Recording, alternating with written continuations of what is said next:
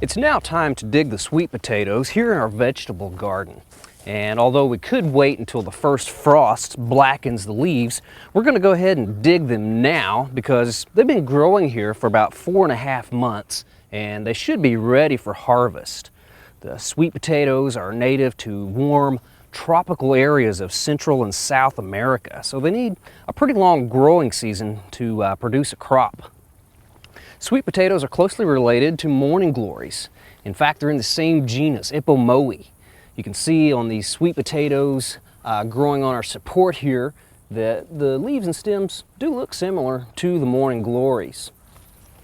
Well, the first thing we need to do is cut away all this foliage, and I'll start cutting down here, but just first want to tell you that we grew our sweet potatoes on this trellis this year just so they wouldn't take up as much room in the garden and spread out everywhere. They probably would have swallowed the herbs that we have growing nearby if we didn't have them on this trellis. We set these 4x4s in the ground really firmly and then attached this electric fence wire, but we probably should have gone with something a little stronger than the electric fence wire. Something like clothesline wire or some kind of small cable would have been a little better. They've actually pulled down some of the wires with their really heavy weight. Well, so we can see where we're digging when we're harvesting these. I'm going to have to remove all this top growth, so I'm just going to take my head shears and just clear away all of these sweet potato vines.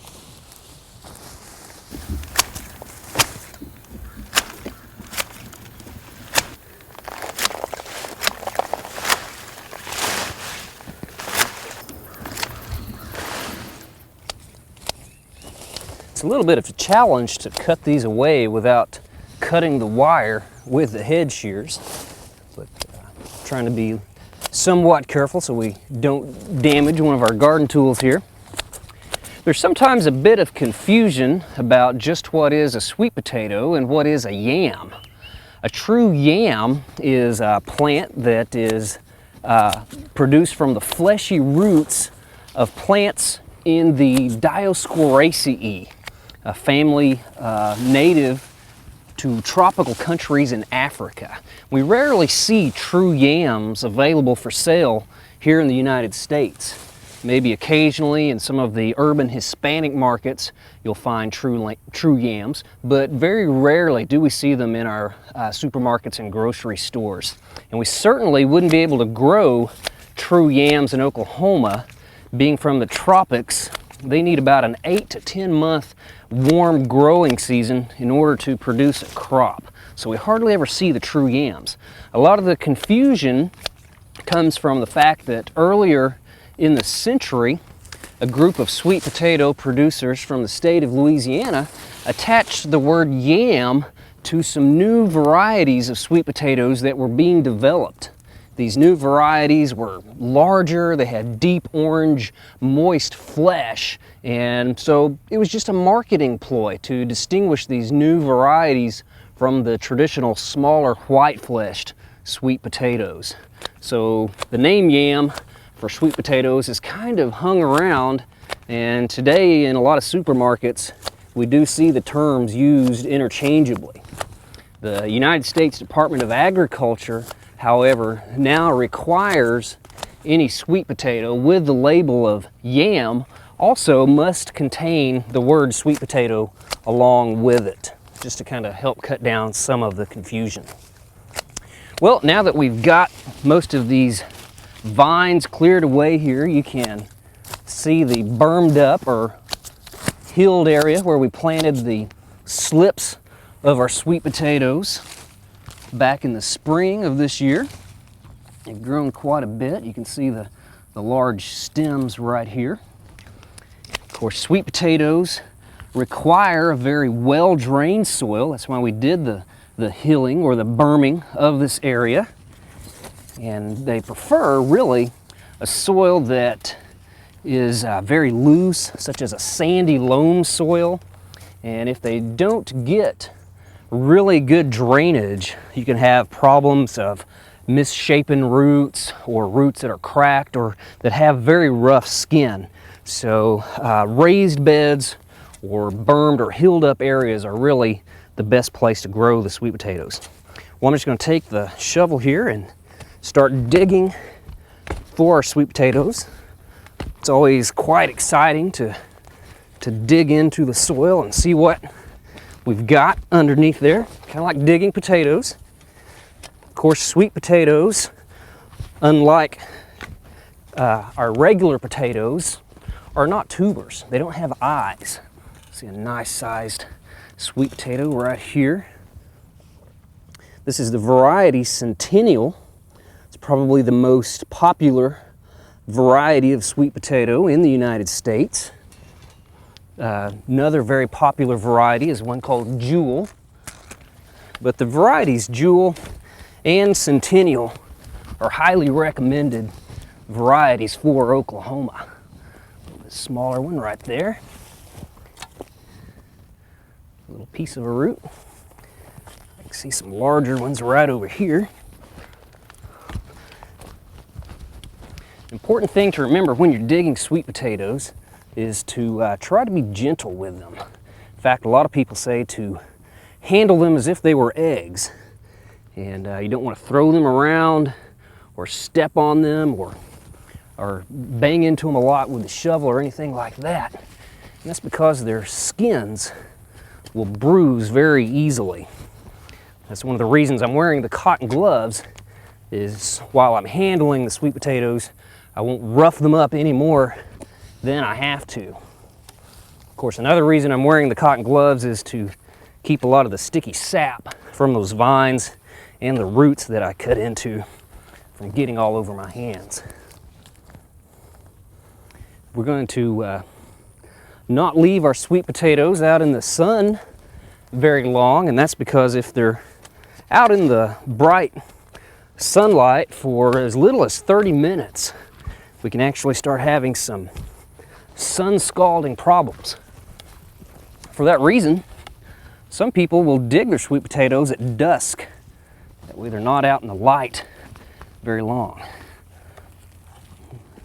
Got a little close on these, kind of chopped through them a little bit. Those slips were planted a little further out from the mound there. Just step down here, see what we got underneath.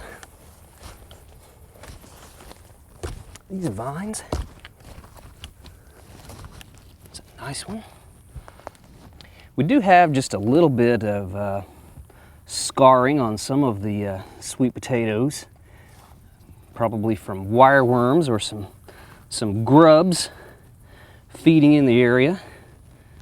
Of course, those areas we'll probably toss this one out, but we don't have a lot of the sweet potato weevil problems like some of the southern states do. We do have them in Oklahoma, but they're not really a big problem.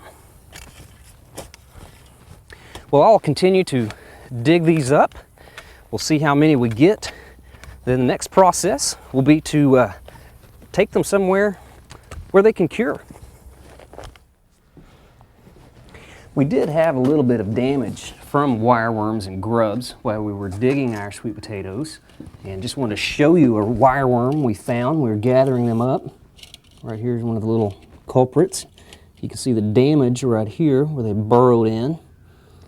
But the wireworm's a very solid, very shiny type of insect. It's the larvae of a type of beetle, but very segmented, interesting little color. Sometimes these are white, sometimes they're black. An interesting little creature. They don't do just a great deal of damage. We can just easily cut that away from the sweet potato and it'll be just fine. Well, the curing process for the sweet potatoes is very important for several reasons. It allows a protective barrier to be formed on the outer periphery of the sweet potato. It helps protect the sweet potato from decay pathogens, and it also enables the sweet potato to hold in moisture so they don't dry out as fast, and it just allows them to store for a greater period of time. The curing process is also important because it makes the sweet potatoes sweeter. During the curing process, a lot of the starches in the sweet potato will be converted into sugars, so they're going to end up tasting better. Well, we've brought our sweet potatoes into this part of our garden barn here, and the place where you do the curing needs to be definitely out of the sun. Garden shed, a small barn, or maybe a closet off your garage or somewhere like that is important. It also needs to be a place where you can raise the temperature. That's because sweet potatoes need to cure for about 7 to 10 days at some pretty high temperatures. 80 to 90 degrees is optimum. So one way to increase the temperature is to get some sort of a shop light, and in a small closet set up your sweet potatoes in a basket or a box and just leave a light on like that. And you can definitely feel that light coming off of there, and that'll heat up to at least 80, 85 degrees, and these will cure very well. It's also important to have high humidity in the place where you're curing your sweet potatoes. Of course, out of the wind is important, but if you want to set up some buckets of water to also increase that humidity, that's a good idea. We've also got a little tray with some gravel that we've wet down also to keep that humidity pretty high. Well, after your sweet potatoes have cured, you can store them at room temperature, and definitely one thing you don't want to do is put them in the refrigerator, as they can have chilling injury at as low as 55 degrees. So don't put them in the fridge. Well, sweet potatoes are very nutritious. They're very high in vitamins A and C. They're a good source of iron, a good source of fiber, and they're very high in beta carotene. I have sort of a family history with the sweet potato. My dad tells me stories of when he was growing up and how they would raise acres and acres of sweet potatoes. And he tells me of the large chore it was to dig them in the fall.